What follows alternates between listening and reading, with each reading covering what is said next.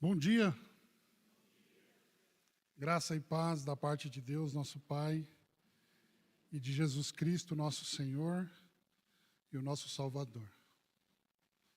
Meus irmãos, nesta manhã, eu quero expressar a minha gratidão ao Senhor pelo aniversário de 40 anos da Igreja Batista Nova Aliança. Que o Senhor continue abençoando a vida de vocês. Eu também quero expressar minha gratidão ao pastor Daniel por esse convite, pela confiança, pela rica amizade que nós temos desenvolvido no Senhor. E para mim é um grande privilégio estar aqui mais uma vez para ministrar a palavra aos irmãos. Queridos, o meu desafio e a minha responsabilidade na pregação de hoje é dar início à série de título Ame Sua Igreja. Série esta que, como já foi dito aqui, é baseada no livro do Tony Merida, do mesmo título, Ame Sua Igreja. E o tema do sermão de hoje é pertencer. Para isso, eu convido você a abrir a sua Bíblia em Efésios, carta de Paulo aos Efésios, capítulo 5. E nós vamos ler do versículo 25 até o 27. É possível que você estranhe o fato de esse texto ser uma instrução para os maridos, porém, apesar de o assunto da passagem ser realmente o casamento, esse texto também contém informações importantes a respeito do relacionamento de Cristo com a igreja, especialmente o fato de que o próprio Cristo ama a sua igreja. É por isso que nós vamos ler esse texto. Então, Efésios capítulo 5, versículos 25 a 27.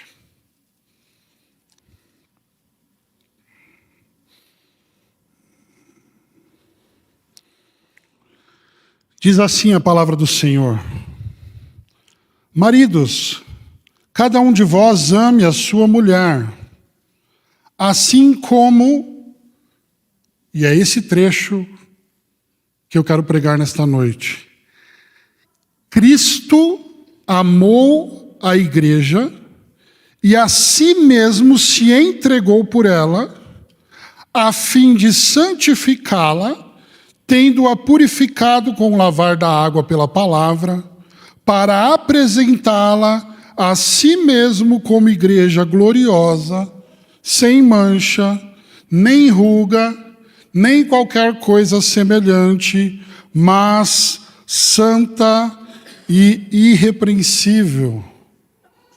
Até aqui, irmãos. Feche os seus olhos. Senhor, muito obrigado pelo privilégio e a alegria de poder ministrar aos meus irmãos da IBNA mais uma vez. Obrigado, Pai, pelos 40 anos que se completam. Que o Senhor continue abençoando esta igreja para a glória do seu nome. E a minha oração neste momento é para que o Senhor abra os nossos olhos, para que o Senhor abra os nossos ouvidos, para que o Senhor abra a nossa mente, para que nós possamos receber a palavra de Deus com alegria e sermos transformados pelo poder desta palavra. É o que nós te pedimos, confiando no teu evangelho, no poder do teu Espírito, em nome de Jesus. Amém. Meus irmãos, hoje eu pretendo estimular o desejo de vocês de pertencer à igreja, dividindo este sermão em 3 partes. A primeira parte eu quero falar a respeito da necessidade e o significado da igreja. Na segunda parte, eu pretendo fazer uma distinção breve entre igreja visível e igreja invisível. E na terceira e última parte, eu pretendo falar a respeito do valor da Igreja de Jesus Cristo. Então, desde já, entrando na primeira parte, que diz respeito à necessidade e ao significado da Igreja, irmãos, o Deus em quem nós cremos, que nós amamos,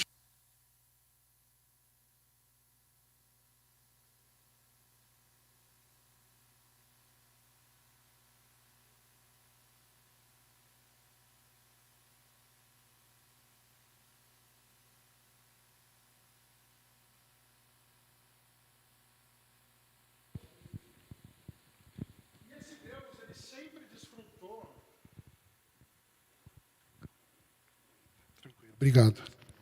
Vou começar de novo, então. Irmãos, o Deus em quem nós cremos, que nós amamos e servimos, é um Deus relacional. E Ele sempre desfrutou de um bom relacionamento, de um relacionamento perfeito na Trindade.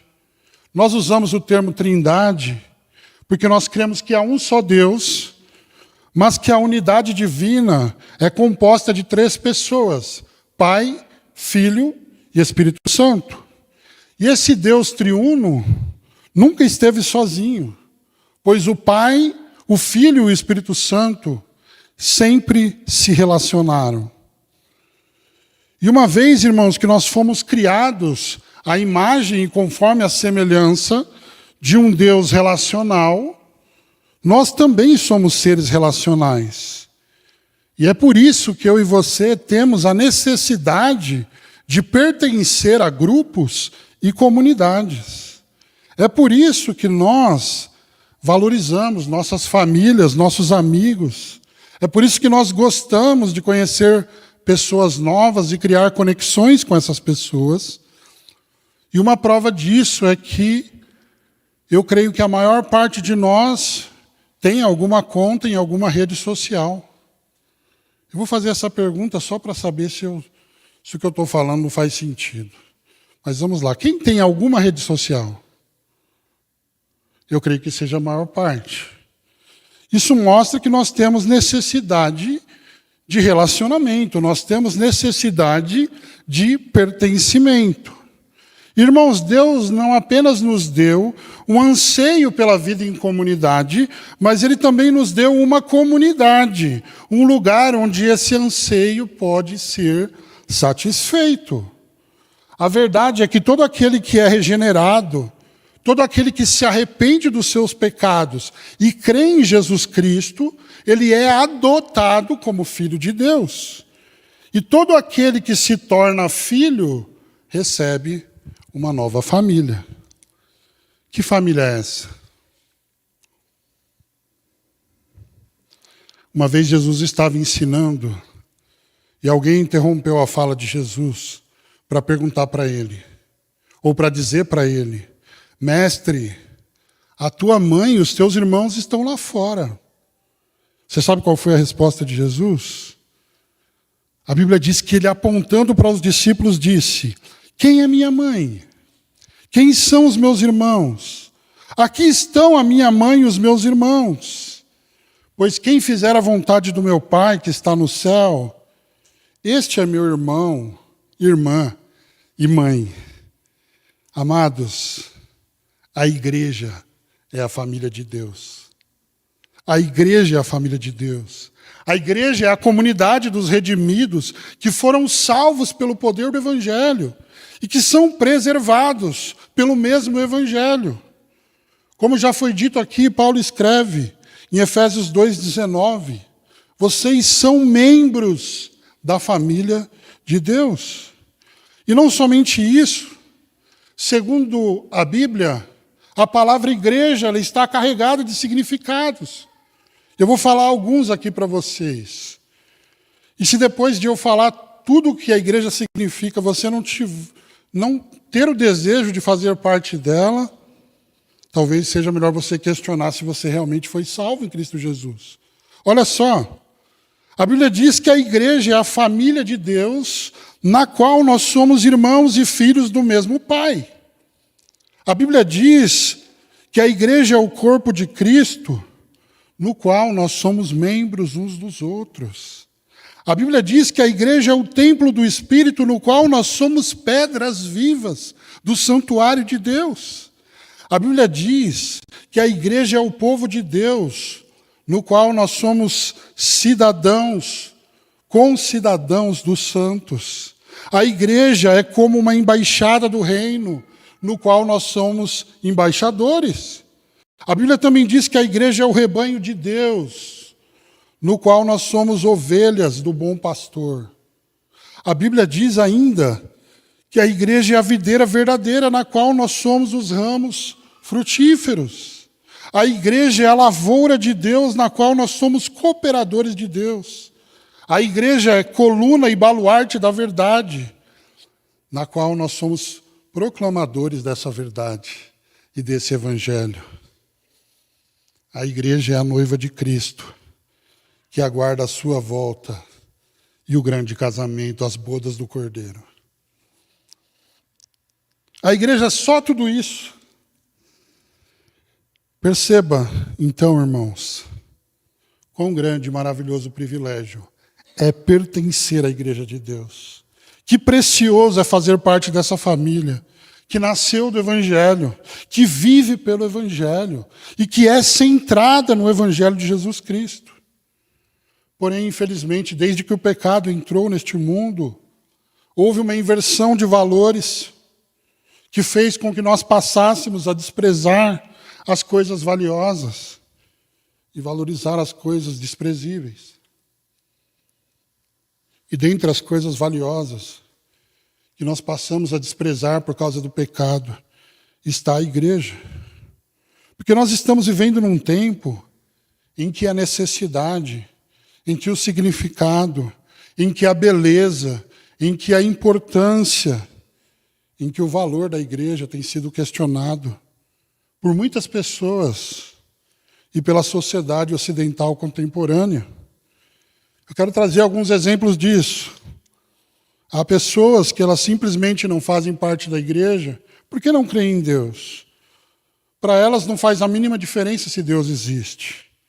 Mas também há pessoas que dizem crer em Deus e, ao mesmo tempo, não acreditam que seja necessário ser membro de uma igreja. Elas dizem, eu sou uma pessoa boa, eu tenho Jesus no meu coração. Eu conheço gente que nem vai à igreja e é melhor do que muita gente que vai. Quem nunca ouviu esse argumento? Ou um argumentinho ruim. Outras pessoas dizem, elas dizem crer em Deus e até mesmo não negam a importância da igreja local. Mas elas foram decepcionadas, elas foram machucadas por más experiências que tiveram com líderes e comunidades. Algumas dessas pessoas dizem, eu não vou para a igreja porque tem muitos hipócritas na igreja. Ainda outras pessoas abandonaram a igreja no tempo da pandemia, da Covid-19, se acomodaram em suas casas e nunca mais retornaram. Alguns desses se tornaram crentes online, discípulos EAD de Jesus, vivendo sozinhos, de forma autocentrada, uma vida individualista, como se fosse cristão. Mas eu tenho algumas perguntas para trazer à igreja hoje. Será que eu posso me considerar filho de Deus, separado da sua família? Será que eu posso me considerar membro de Cristo, separado do seu corpo? Será que eu posso me considerar pedra viva, separado do edifício do Espírito? E um cuidado aqui, o edifício, eu não estou falando desse prédio, eu estou falando da igreja reunida mesmo. Eu posso me considerar ovelha do bom pastor, separado do seu rebanho? Eu posso me considerar cidadão do reino de Deus, separado do seu povo? Eu posso me considerar discípulo de Jesus, ao mesmo tempo em que eu desprezo a sua noiva? Reflitam sobre essas perguntas.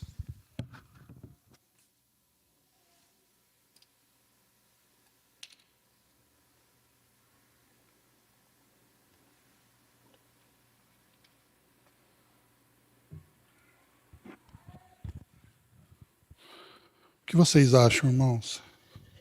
Sim ou não? De jeito nenhum.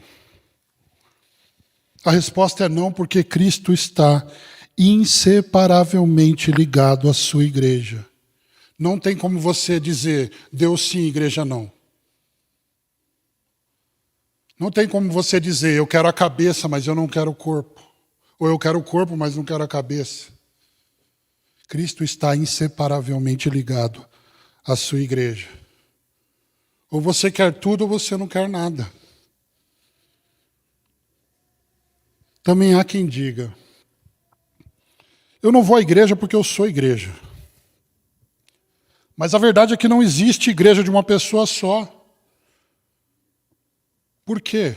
Uma igreja de uma pessoa só seria incapaz de praticar o que o Du estava falando aqui, uns aos outros. É impossível.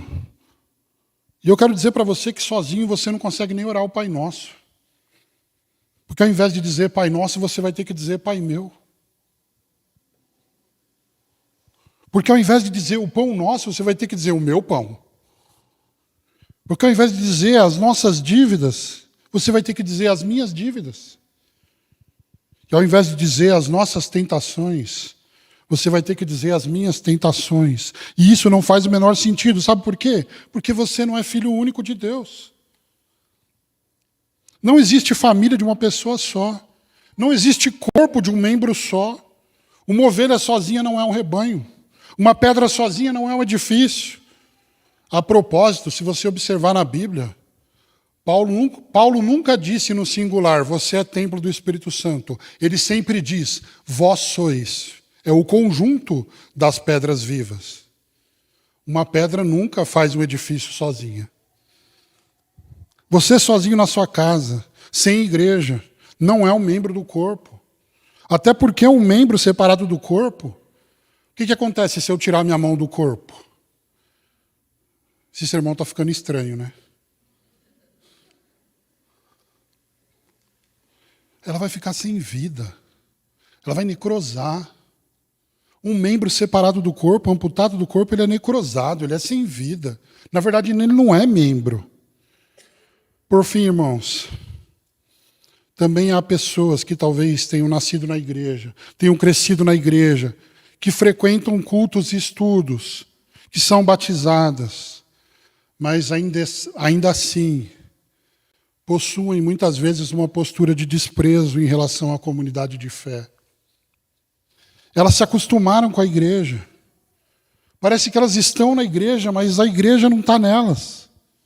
Elas se tornam, então, com o tempo, pessoas cínicas, críticas, murmuradoras, religiosas, truculentas. Elas perderam ou nunca encontraram a alegria de pertencer à igreja de Deus. Considerando esse cenário, irmãos, eu quero afirmar para vocês que é necessário, é urgente, é salutar que nós tenhamos uma série como Ame a Sua Igreja, para nós refletirmos sobre o que a igreja significa e o que verdadeiramente define a sua importância e o seu valor. Eu já quero adiantar para você aqui que o significado e o valor da igreja não são definidos pelo pensamento da sociedade ocidental. O significado e o valor da igreja não são definidos pela opinião ou pela preferência dos homens. O significado e o valor da igreja não são definidos pela experiência ou pelo sentimento das pessoas. Não. O significado e o valor da igreja não são definidos pela forma como o mundo vê a igreja. Irmãos, antes o significado e o valor da igreja são definidos pela forma como Deus vê a igreja. A verdade é que não importa o que os homens pensam sobre a igreja. Não importa quantos homens desprezem a igreja. O que importa é que a igreja do Senhor é preciosa aos olhos de Deus. Ela é preciosa aos olhos do Senhor e por isso ela também precisa ser preciosa aos nossos olhos. E por isso nós não podemos desprezá-la, nós precisamos valorizá-la. E essa é a importância da passagem que nós lemos em Efésios 5. Porque ela mostra como Cristo vê a igreja e como nós precisamos vê-la. No entanto, irmãos, antes de explicar o valor da igreja através desse texto, eu creio que seja importante nós explicarmos a diferença entre a igreja visível e a invisível. Essa é a segunda parte, então, que eu disse que pregaria hoje. A distinção entre igreja visível e invisível. Olha só, a igreja visível é a igreja como os cristãos a veem na terra. Ela se instala em um local, em um CEP, endereço e prédio. É aquele grupo de pessoas que se reúne domingo após domingo para cultuar, para estudar a Bíblia, para desfrutar de momentos de comunhão e professar a fé em Jesus Cristo. Quando uma eclesia, uma assembleia como esta se reúne, é importante sabermos que nem todas as pessoas presentes no ajuntamento são salvas em Cristo Jesus.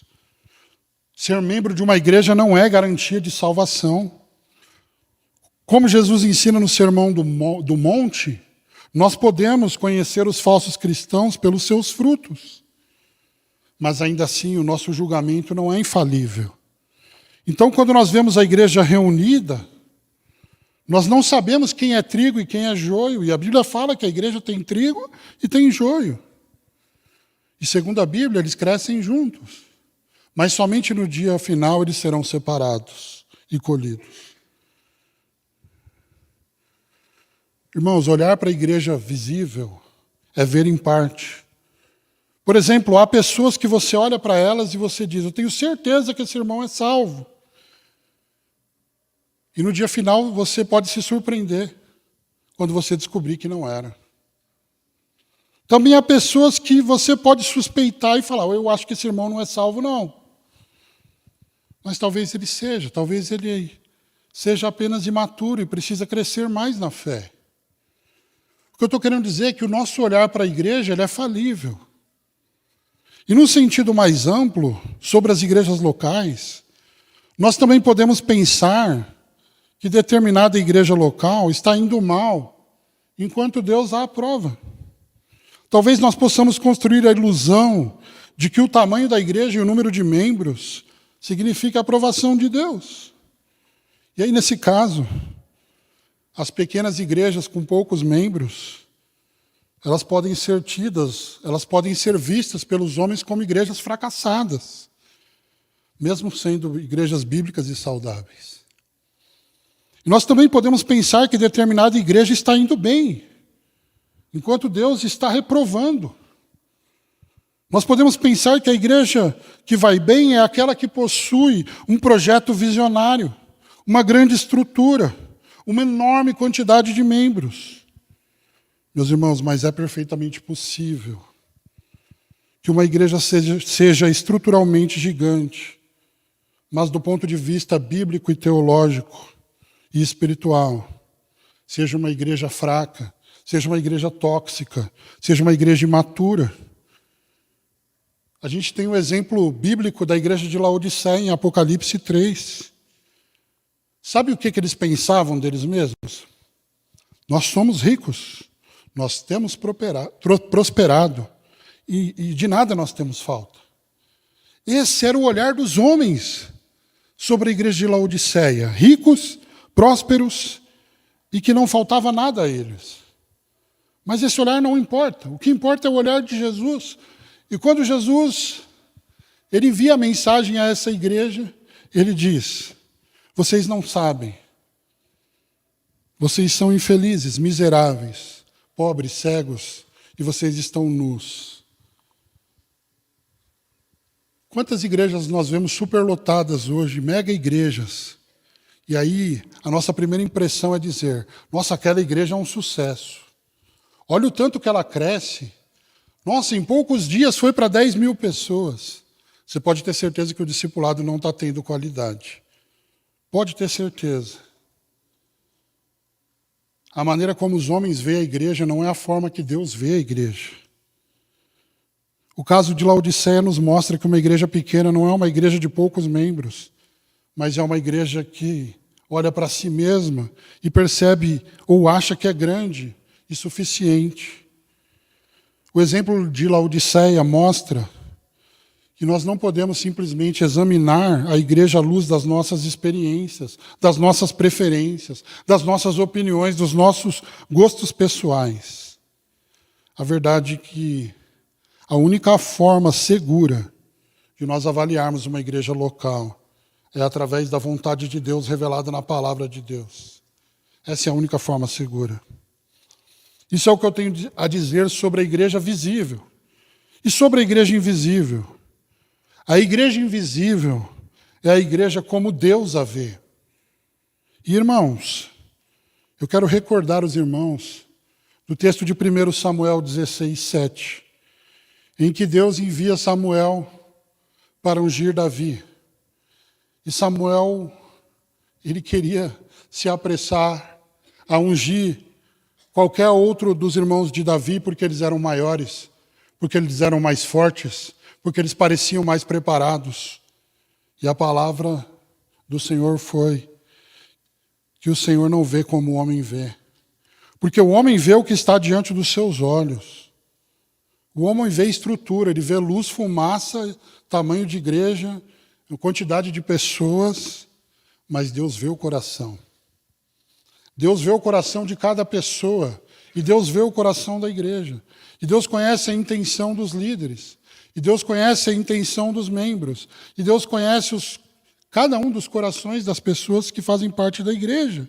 A igreja invisível é esta, que só pode ser conhecida e aprovada pelo Deus, que sabe de todas as coisas, que é onisciente. Essa é a verdadeira igreja de Deus. Ela é composta de todos os escolhidos de Deus antes da fundação do mundo, de todos os salvos, de todos os lugares e de todos os tempos. Seja da igreja triunfante, aqueles que já descansaram no Senhor, ou da igreja militante. E aqui não tem nada a ver com política. A igreja militante são aqueles que vivem, aqueles nós que ainda estamos lutando contra o mundo, a carne e o diabo. 2 Timóteo 2,19 vai dizer que o Senhor conhece os que lhe pertencem. O Senhor vê a igreja da forma que ela é de fato. O Senhor vê quem verdadeiramente é a igreja e quem não é. O Senhor sabe quem é joio e quem é trigo. Irmãos, por um lado, nem todo aquele que está na igreja local faz parte da igreja invisível.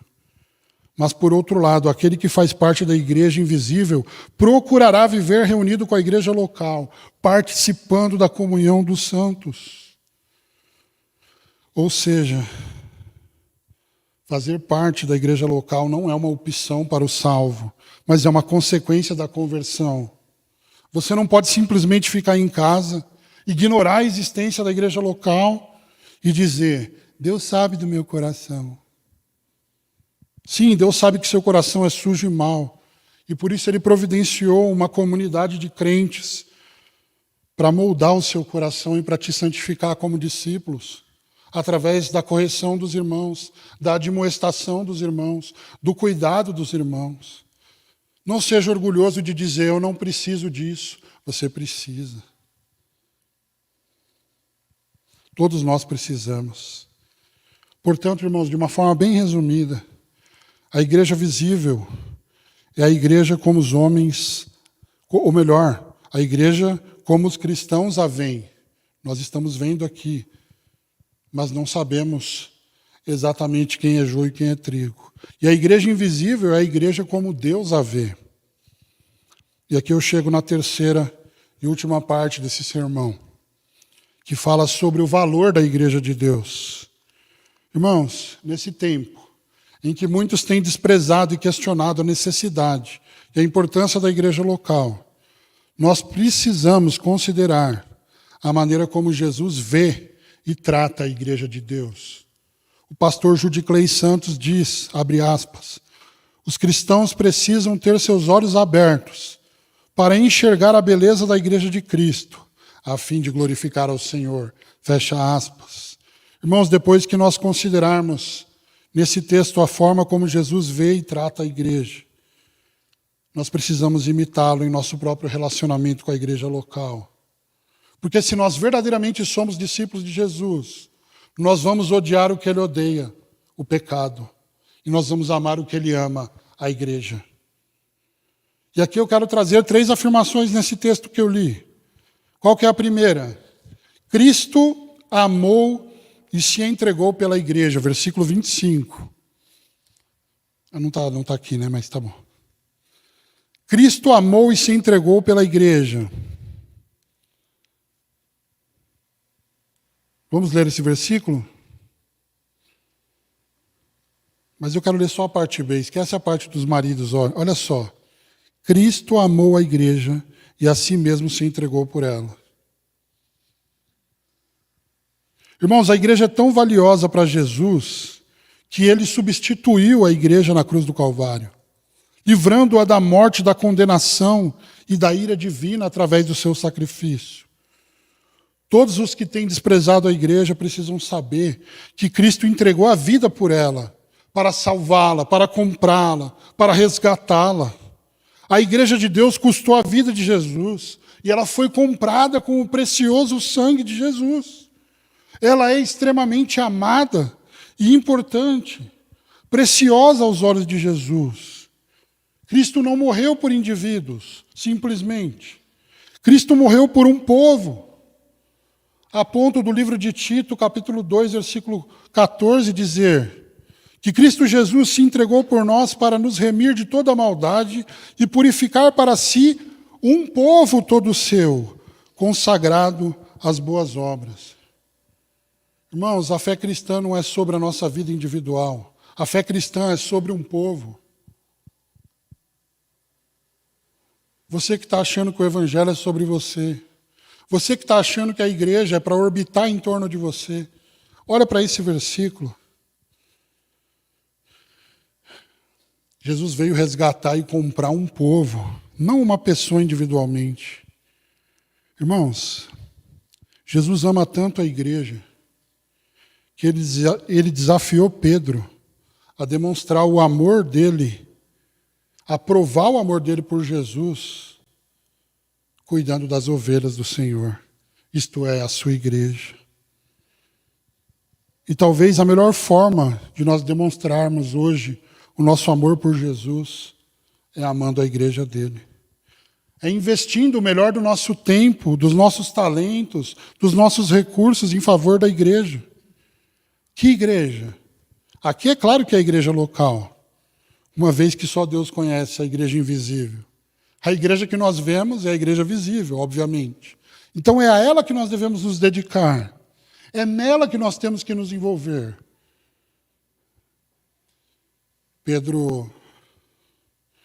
Jesus está dizendo para Pedro, no final do Evangelho de João, Pedro, você me ama?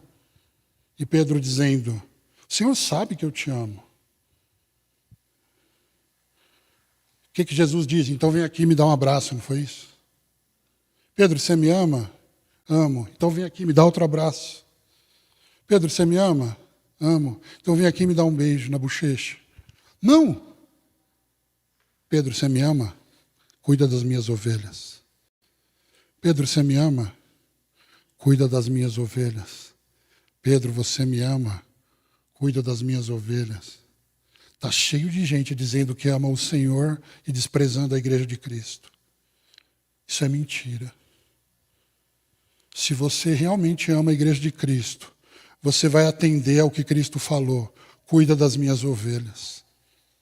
E para você cuidar das ovelhas de Cristo, você precisa estar perto delas. Você não cuida cada um na sua casa. Isso não é cuidado. Nós precisamos estar juntos. Irmãos, o que nós fazemos em favor da igreja local, nós fazemos por Jesus. Mas a contrária também é verdadeira. O que nós deixamos de fazer pela igreja local, nós deixamos de fazer para Jesus e por Jesus. Irmãos, Jesus se identifica tanto com a igreja local, ou com a igreja de Deus, que quando ele foi ao encontro de Saulo, no caminho de Damasco, e nós sabemos que Saulo, neste momento, era um perseguidor da igreja, o que ele disse? Saulo, Saulo, por que persegues a igreja? Foi isso que ele disse? O que ele disse? Saulo, Saulo, por que me persegues? Jesus se identifica tanto com a igreja que ele não diz: você não está perseguindo a igreja, Saulo. Você está perseguindo a mim.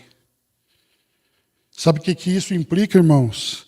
Que tudo o que nós fazemos contra a igreja de Jesus, nós fazemos contra Jesus. Quando nós semeamos contenda na igreja, nós estamos trabalhando contra Jesus. Quando nós dividimos a igreja ao invés de unirmos através da nossa influência, nós estamos trabalhando contra Jesus.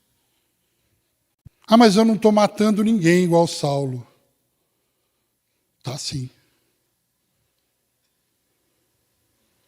Pode não estar matando fisicamente, mas de alguma forma você está trabalhando contra a igreja de Deus quando você, ao invés de agregar, você separa.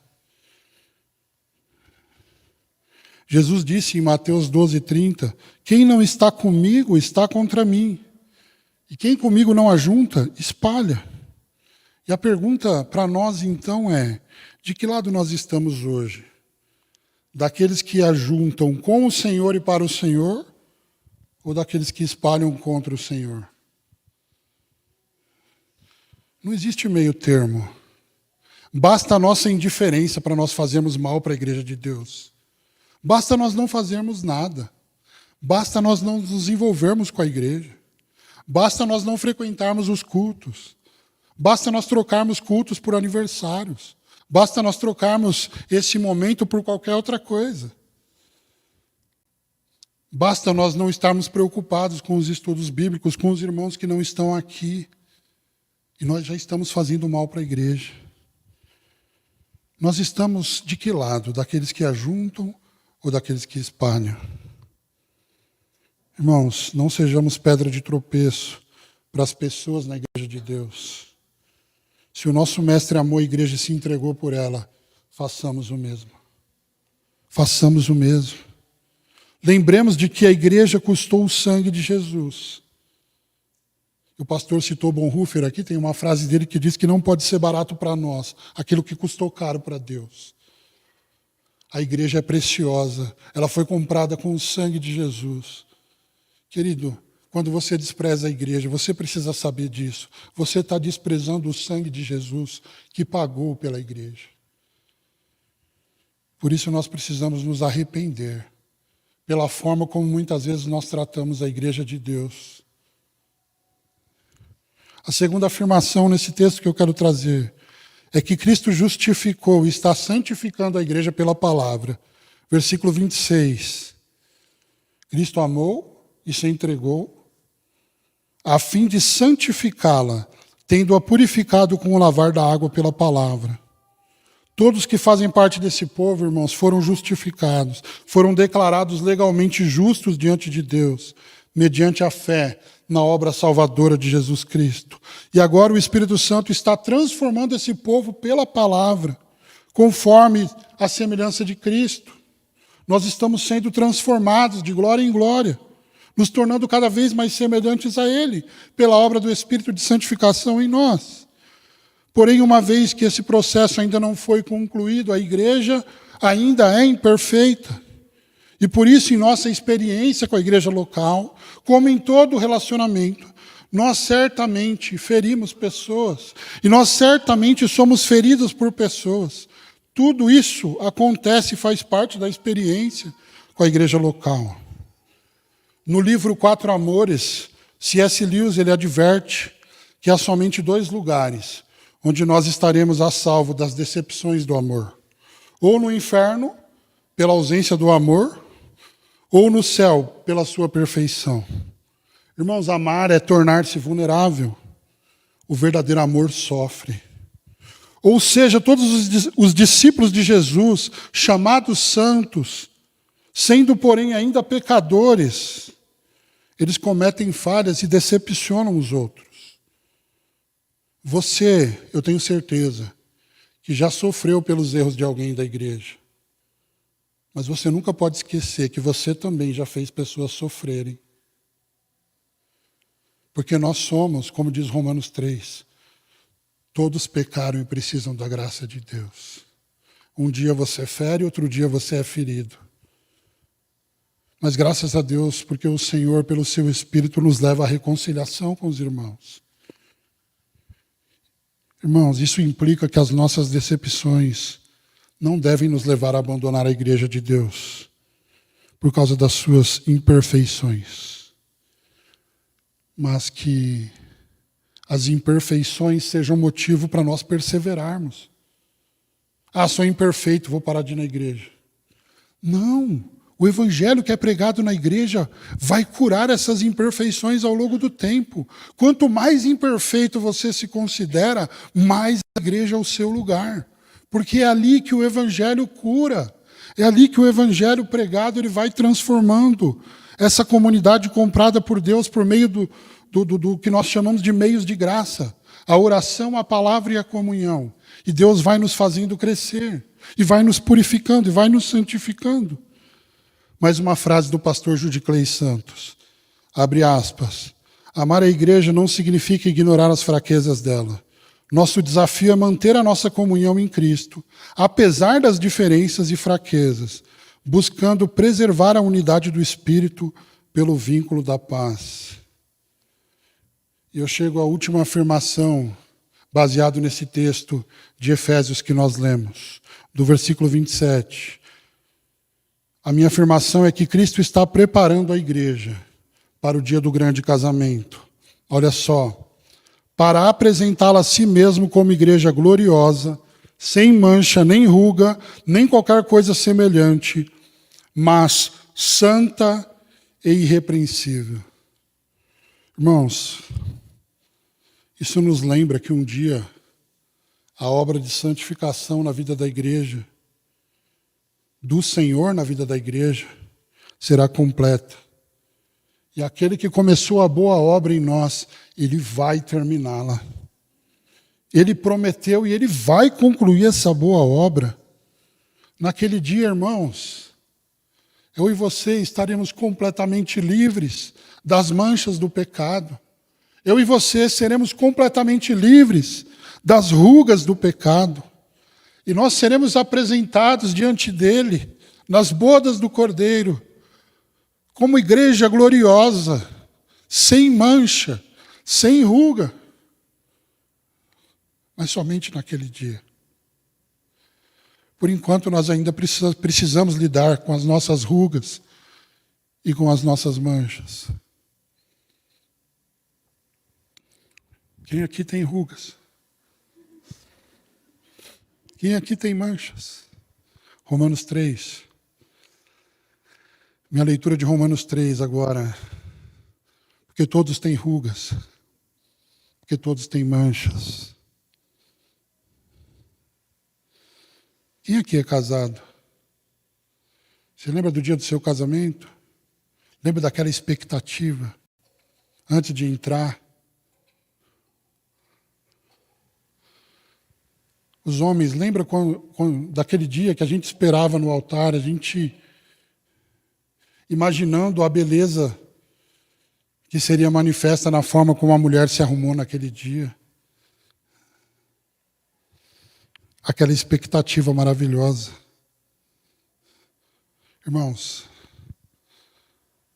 santificação é o Espírito nos preparando para esse dia. Santificação é semelhante a um processo do salão de beleza. O Senhor vai nos embelezando com a sua palavra e vai nos curando das nossas rugas e das nossas manchas. Mas Ele não mente. No dia final, Ele vai apresentar a noiva dele perfeita. Enquanto esse dia não chega, eu queria dizer para você, não perca oportunidades de se reunir com a igreja, de ser embelezado pela palavra, com a comunhão, com a oração, com a palavra. Não perca oportunidades de se tornar cada vez mais semelhante a Cristo. Desde o começo foi dito, não é bom que o homem esteja só. E é claro, o primeiro sentido desse texto também diz respeito ao casamento. Mas não é bom que o homem esteja só também no que diz respeito à amizade. Porque Deus é relacional, nós somos relacionais. Nós nascemos para o relacionamento, nós nascemos para o pertencimento.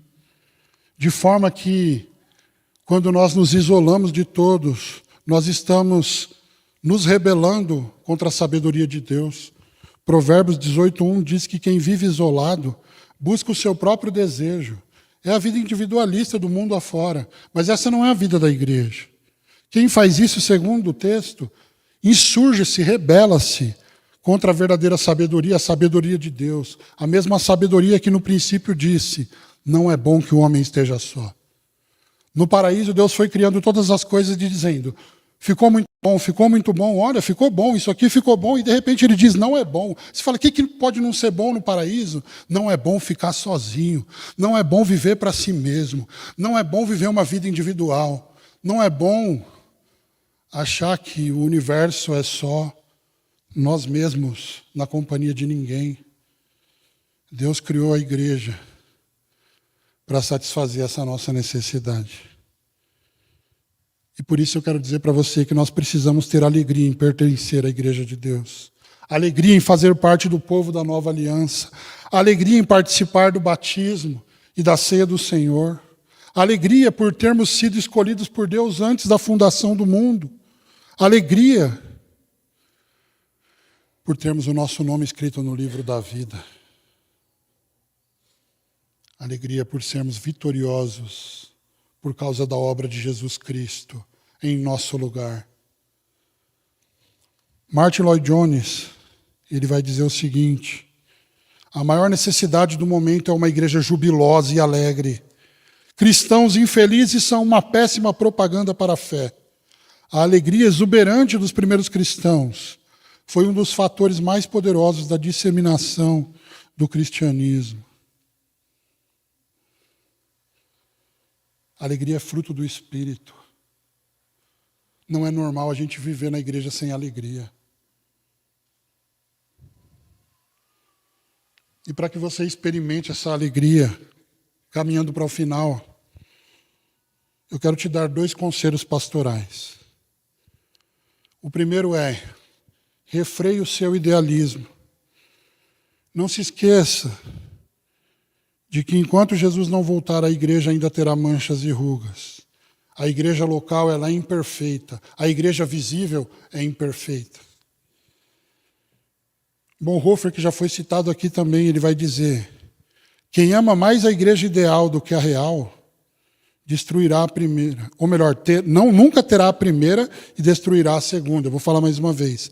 Quem ama mais a igreja ideal do que a igreja real, nunca terá a primeira e destruirá a segunda. Então, irmãos, tome cuidado com as suas expectativas sobre a igreja. Tenha a palavra para dizer o que a igreja deve ser. As nossas opiniões, com todo respeito, elas não estão acima da palavra. Em segundo lugar, seja sempre grato pela igreja que Deus colocou na sua vida, especialmente se ela prega o verdadeiro evangelho de Jesus Cristo. Eu quero encerrar o sermão com uma postagem do pastor Jonas Madureira. Ele postou em determinada ocasião o seguinte, é uma bênção acompanhar o crescimento de uma igreja. Todavia não faltam pessoas para dizerem, de dentro e de fora, que ela poderia ter isso ou aquilo, mas chegará o dia em que também não faltarão pessoas a dizerem, realmente ela não tem muitas coisas, mas ela tem o que mais precisa, o Evangelho de Jesus Cristo. Irmão, se a tua igreja tem o Evangelho, eu sei que ela tem defeitos, mas acredite, o Evangelho basta. Porque até o dia final nós temos a promessa de que o Evangelho curará todas as imperfeições da igreja. O problema é quando a igreja não tem o Evangelho. Aí eu digo, não ame essa igreja, saia dela. Agora, se a tua igreja tem o Evangelho, ame essa igreja. Essa é a igreja da tua vida, não sai dessa igreja.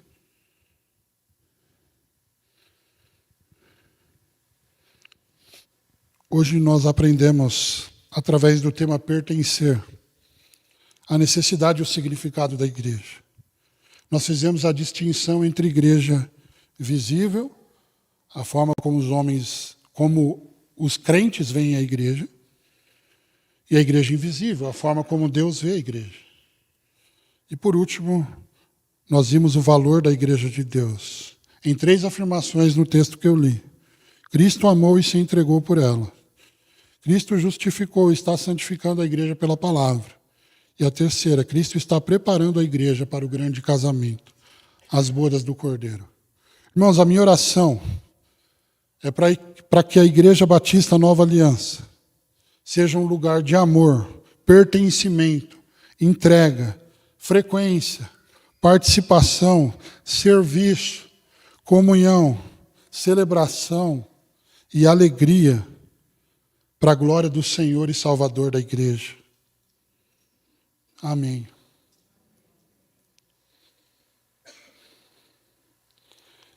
Se nós falamos sobre a vida em comunidade, eu quero fazer como oração que encerra o sermão, a oração que Jesus nos ensinou, lembrando-nos de que Jesus não morreu simplesmente por indivíduos, mas por um povo. Então eu convido você a fazer essa oração comigo. Pai nosso que estás no céu, santificado seja o teu nome. Venha o teu reino e seja feita a tua vontade, assim na terra como no céu. O pão nosso de cada dia nos dai hoje. Perdoa as nossas dívidas, assim como temos perdoado os nossos devedores. E não nos deixe cair em tentação, mas livra-nos do mal, porque teu é o reino, teu é o poder e tua é a glória, para sempre. Amém.